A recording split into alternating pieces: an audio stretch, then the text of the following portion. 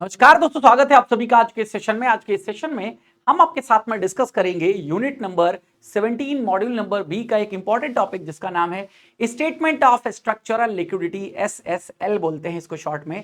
Officer on track series चल रही है दोस्तों, जहां पर हम आपके साथ में मॉड्यूल वाइज, टॉपिक वाइज चीजें आपके साथ डिस्कस कर रहे हैं, यानी कि मॉड्यूल भी बताएंगे, यूनिट भी बताएंगे, जिससे आप रेफरेंस ले सकें और इसको और डिटेल में पढ़ना चाहते हैं तो वहां पर आप पहुंच सकें।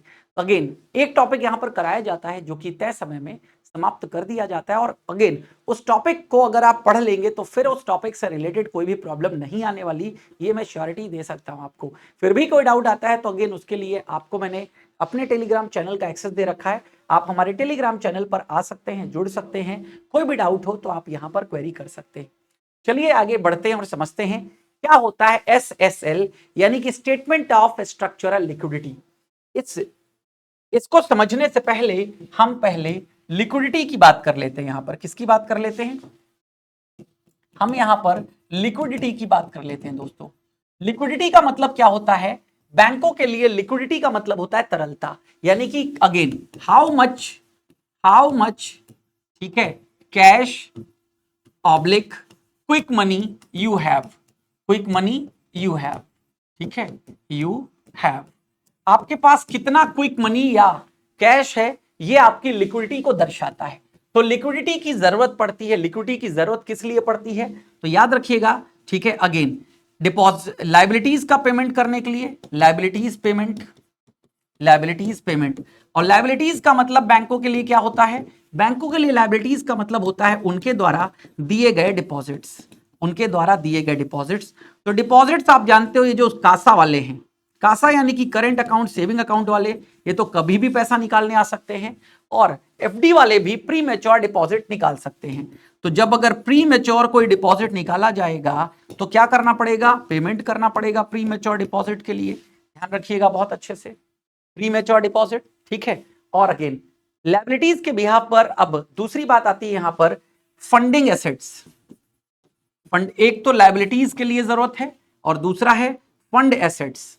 एसेट्स को फंड करने के लिए भी पैसे की आवश्यकता पड़ती है। फंड एसेट्स का मतलब टू प्रोवाइड लोन्स, ठीक है, टू प्रोवाइड लोन्स, या फिर समझ लीजिएगा टू फुलफिल लोन डिमांड,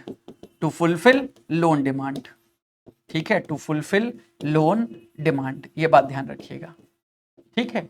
तो ये इस काम के लिए लिक्विडिटी की आवश्यकता पड़ती है। तो liquidity, statement of structural liquidity क्या है इसको समझते हैं।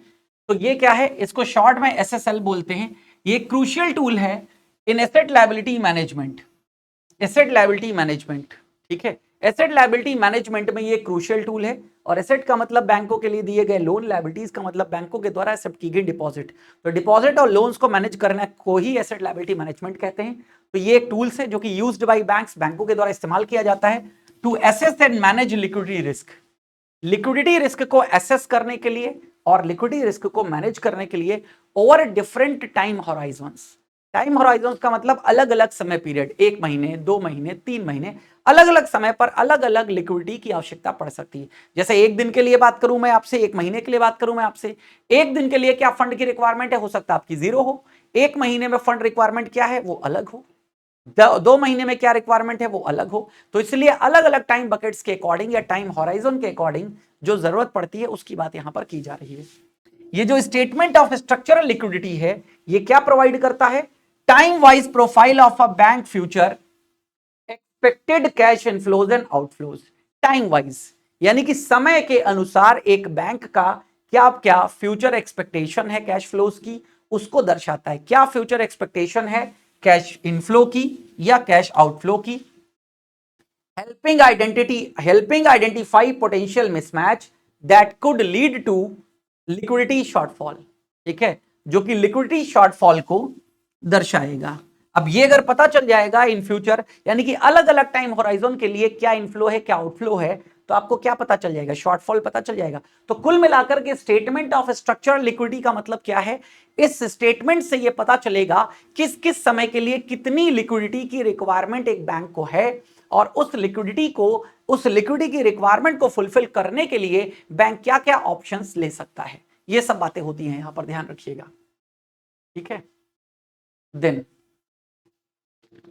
Purpose of SSL, statement of structural liquidity का क्या उद्देश्य होता है?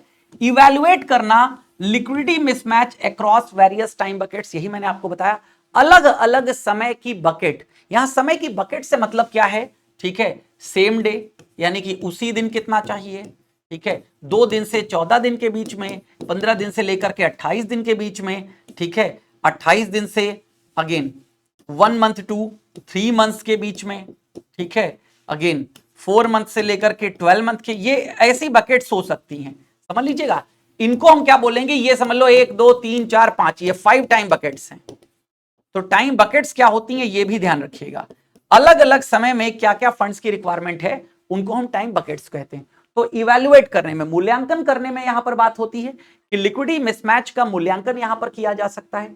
To ensure that the bank has sufficient liquid resources, ये इंश्योर करना कि बैंक के पास सफिशिएंट लिक्विड रिसोर्सेज हैं, ठीक है, यानी कि अगेन जितना चाहिए बैंक को फंड वो बैंक के पास है, जिससे उसके जो ऑब्लिगेशंस फॉल्स ड्यू हो रहे हैं, यानी कि जो ऑब्लिगेशंस उसके आ रहे हैं उन ऑब्लिगेशंस को फुलफिल किया जा सके।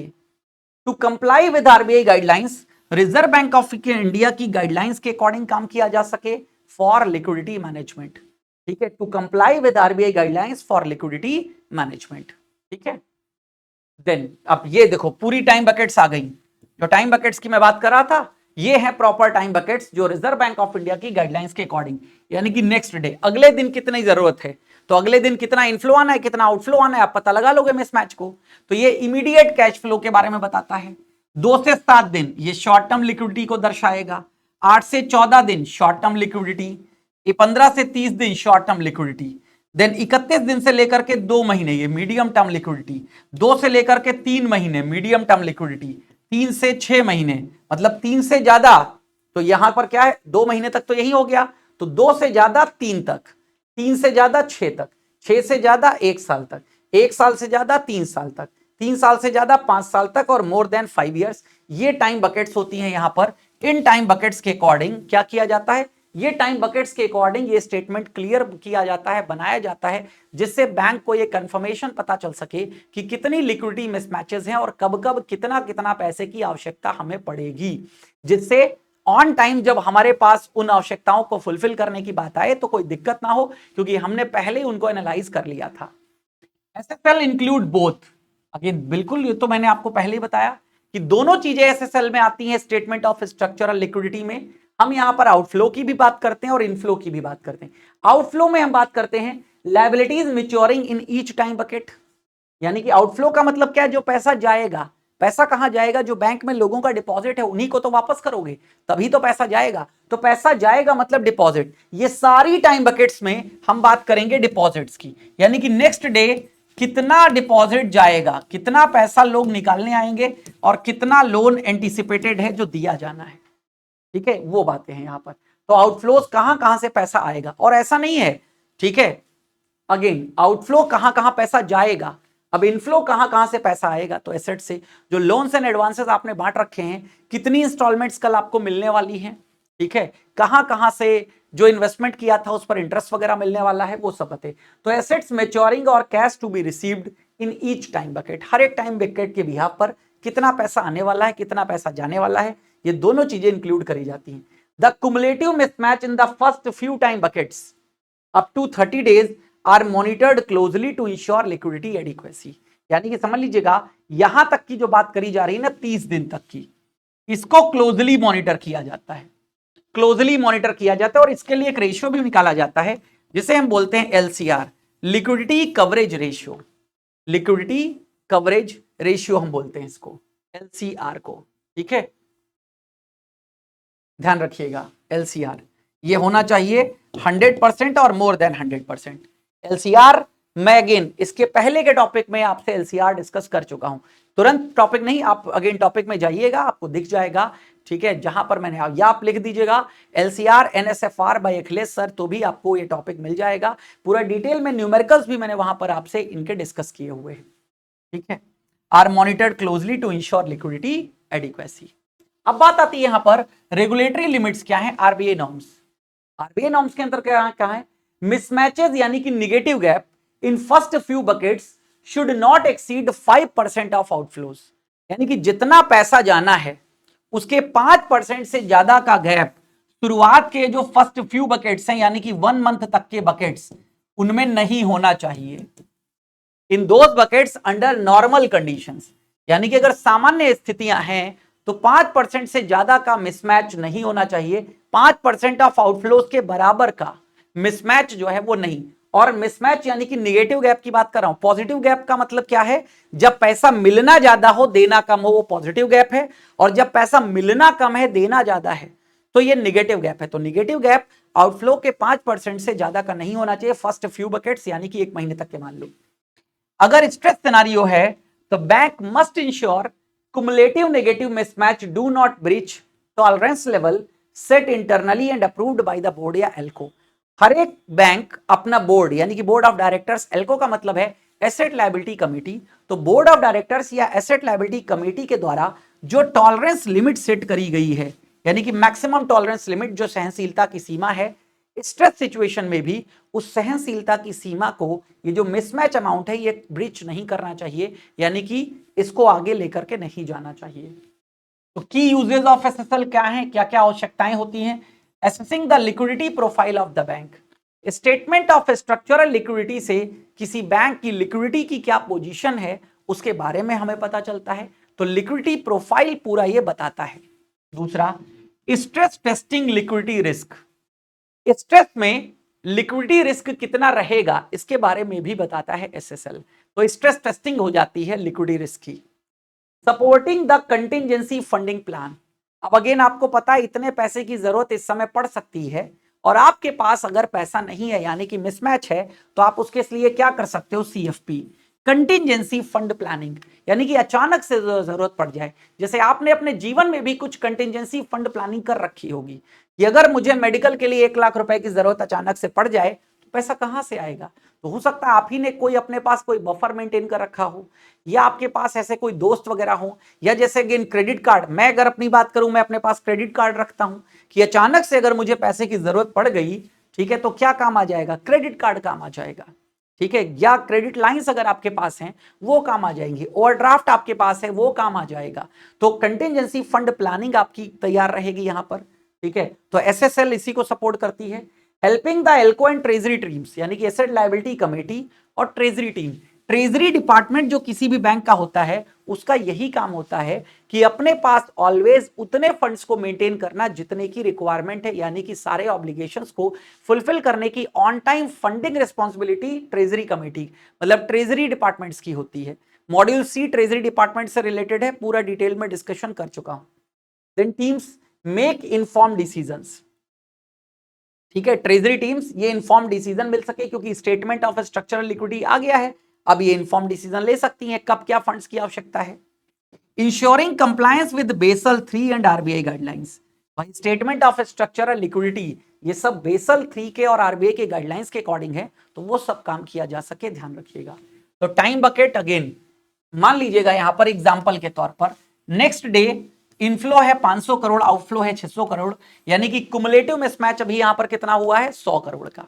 अब क्या हुआ, 2 से 7 दिन का जब हमने कैलकुलेट किया तो इनफ्लो है 800 करोड़ का बट आउटफ्लो है 750 करोड़ का, तो 50 करोड़ मेरे पास बच गया, बट -100 था, तो अब क्या हो गया यहां पर? +50 की बात कर रहे हैं, -100 था, -100 से, ठीक है, अब क्या है? 2 से 7 दिन, 800 से 750, तो ये +50 हो गया, यहां पर +50 है। 2 से 7 दिन की बात करें तो +50 है। देन 8 से 14 दिन की बात करें तो इनफ्लो 1000 का है, आउटफ्लो 950 करोड़ का है, तो 50 करोड़ हमारे पास बचेगा ना। 15 से 30 दिन की बात करें तो जरूरत है 1200 करोड़ की, ठीक है, और आउटफ्लो है 1300 करोड़ का, फिर से -100 करोड़। अब कुमुलेटिव मिसमैच का मतलब क्या है? कुमुलेटिव मिसमैच देख लीजिएगा, माइनस का कितना है और प्लस का कितना है। माइनस का 200 है, प्लस का 100 है, तो 200 में से 100 करोड़ माइनस कर देंगे, कितना रह जाएगा? कुमुलेटिव मिसमैच है 100 करोड़ रुपए। ये इससे हमें पता चलता है, यानी कि अगले 30 दिनों में जब इनफ्लो और आउटफ्लो की सिचुएशन पता चली तो ये पता चला कि 100 करोड़ रुपए की जरूरत है, ये हमारा मिसमैच है, ये हमारा मिसमैच है, ठीक है। तो if this excess to acceptable limit, अगर एक्सेप्टेबल लिमिट क्या है? 5% of outflows in those buckets, it signals a liquidity stress. यानी कि अगर ये लिमिट क्या हो आउटफ्लो का 5%। अब आउटफ्लो यहां पर देख लीजिएगा, आउटफ्लो कितना हो गया 1300, 950, 750 और 600, ये टोटल आउटफ्लो है, ऐसे समझ लीजिएगा। ठीक है, आउटफ्लो का 600 हो गया प्लस 750 हो गया प्लस 950 हो गया प्लस 1300 हो गया, टोटल ये होता है 3600। अब 3600 का अगर 5% निकालें, 3600 का 5% आता है 180 करोड़। तो यस 180 करोड़ के अंदर लिमिट है, 3600 आ गया टोटल। तो 5% ऑफ आउटफ्लो है यहां पर, अगर 5% of outflow in those buckets, तो 5% निकल करके आता है 180 करोड़। तो अगेन 100 करोड़ है, तो यस लिमिट्स के अंदर है। और अगर 100 करोड़, अगर 180 करोड़ से ज्यादा का मिसमैच होता तो ये क्या दर्शाता, ये लिक्विडिटी स्ट्रेस को दर्शाने का काम करता, लिक्विडिटी स्ट्रेस को दर्शाने का काम करता। फिर बात आती है इसकी रिपोर्टिंग, स्ट्रक्चरल जो स्टेटमेंट ऑफ स्ट्रक्चरल लिक्विडिटी, इसकी रिपोर्टिंग। तो स्टेटमेंट ऑफ स्ट्रक्चरल लिक्विडिटी क्या है, एक रेगुलेटरी टूल है जो यूज किया जाता है monitor of bank liquidity risk exposure, हमें पता ही है, मिसमैचेस बिटवीन इनफ्लोज आउटफ्लोज। ठीक है, ये हेल्प करता है रिजर्व बैंक ऑफ इंडिया और इंटरनल बैंक अथॉरिटीज को ये इंश्योर करने में कि बैंक के पास सफिशिएंट लिक्विडिटी है या नहीं है। ठीक है, तो इसको आपको रिपोर्ट करना पड़ता है, बताना पड़ता है। To capture liquidity risk comprehensive across different business segments, banks are required to prepare and report SSL in the following 5 formats. इन 5 फॉर्मेट्स में एसएसएल को रिपोर्ट करना पड़ता है। पहला है for domestic currency Indian operations, domestic currency Indian operations यानी कि आईएनआर की बात कर रहे हैं, इंडियन ऑपरेशंस की। तो ये लिक्विडिटी पोजीशन आईएनआर ओनली में ट्रैक करता है। Domestic branches and units of the banks in India, इसको देखता है लिक्विडिटी पोजीशन ओके है कि नहीं। दूसरा यहां पर है foreign currency Indian operations, foreign currency India में ही रह करके जो फॉरेन करेंसी ऑपरेशंस है उसको देखता है, तो कैप्चर करता है liquidity position in all foreign currency transactions. तीसरा है for combined Indian operations, combined में यहां पर आईएनआर और फॉरेन करेंसी दोनों की लिक्विडिटी पोजीशन चेक करता है। ओवरसीज ऑपरेशंस यानी कि जो विदेशों में आपकी ब्रांचेस हैं, ये लिक्विडिटी रिस्क देखता है बैंक की ओवरसीज ब्रांचेस और सब्सिडरीज में इन वेरियस करेंसीज, अलग अलग करेंसीज में। और कंसोलिडेटेड बैंक यानी कि ओवरऑल बैंक। ठीक है, तो global view of consolidating both Indian and overseas branches across all currencies. तो ये 5 तरीके से रिपोर्टिंग करी जाती है एसएसएल की, ध्यान रखिएगा। एसएसएल की रिपोर्टिंग फ्रीक्वेंसी क्या है, डोमेस्टिक करेंसी इंडियन ऑपरेशन को हर 15 दिन में रिपोर्ट करना है, फॉरेन करेंसी इंडियन ऑपरेशंस को हर 15 दिन में, कंबाइंड इंडियन ऑपरेशंस है तो फोर्टनाइटली, देन ओवरसीज ऑपरेशंस को मंथली आपको देना है, और कंसोलिडेटेड बैंक ऑपरेशन क्वार्टरली, हर 3 महीने में रिपोर्ट करना है। ये रिपोर्टिंग फ्रीक्वेंसी है, ध्यान रखिएगा। हर एक ईच सेगमेंट का पर्पस क्या है, इंडियन ऑपरेशंस का पर्पस है आरबीआई को ये अंडरस्टैंड करने में कि liquidity strength of Indian banking system, Bharat में जो इनका बैंकिंग सिस्टम है उसमें क्या लिक्विडिटी पोजीशन है। ओवरसीज ऑपरेशंस में ये पता चलता है कि रिस्क प्रोफाइल क्या है यहां पर ग्लोबल मार्केट्स के बिहाफ पर, और जो कि बेसल 3 और आरबीआई गाइडलाइंस के अकॉर्डिंग रिक्वायर्ड है। कंसोलिडेटेड रिपोर्ट से पता चलता है birds eye view, offer a bird's eye view of total liquidity risk faced by a bank world wide total कितना लिक्विडिटी रिस्क बैंक फेस कर रहा है। ठीक है, तो ग्रुप लेवल रिस्क मैनेजमेंट और स्ट्रेटेजी बनाने में मदद आता है। तो यही आपका था। ठीक है, again statement of structural liquidity. उम्मीद करता हूं आपको समझ में आ गया होगा बहुत अच्छे से। अब दोस्तों आपके लिए ऑफर्स यहां पर बता देता हूं। तो अगेन आप जुड़ सकते हैं हमसे सीआईबी महापैक के साथ। सीआईबी महापैक जो कि इस समय 56% डिस्काउंट अप्लाइड है 3499। महापैक हम लोग इसलिए आपको रिकमेंड करते हैं क्योंकि महापैक में नंबर ऑफ बैचेस इंक्लूड कर दिए जाते हैं। जैसे महापैक में जो प्रीवियस बैचेस हैं, जो करंट रनिंग बैचेस हैं, इन फ्यूचर जो बैचेस हम लॉन्च करेंगे वो सब एडेड मिलेंगे। इसलिए महापैक 6 महीने, 1 साल और 2 साल की वैलिडिटी के साथ में आता है। तो आप इससे जुड़िए। ठीक है, इसके अलावा और भी हमारे पास बैचेस हैं, फाउंडेशन बैचेस हैं, ठीक है, आरबीआई ग्रेड बी बैचेस हैं, सब्जेक्ट वाइज बैचेस भी हैं। ये सारे बैचेस आप एक्सप्लोर कर सकते हो, बेटर ऑफर्स आप एक्सप्लोर कर सकते हो pw.live पर जाकर के, या फिर pw की ऐप प्ले स्टोर से डाउनलोड करके भी आप एक्सेस कर सकते हो। कहीं पर कोई चीज समझ में नहीं आती है तो टेलीग्राम का जो मैंने आपको एक्सेस दिया हुआ है वहां पर आप हमें मैसेज कर सकते हैं, हम आपको गाइड कर देंगे। तो मिलते हैं अगले सेशन में, तब तक हमें दीजिए इजाजत। Thank you, thanks a lot.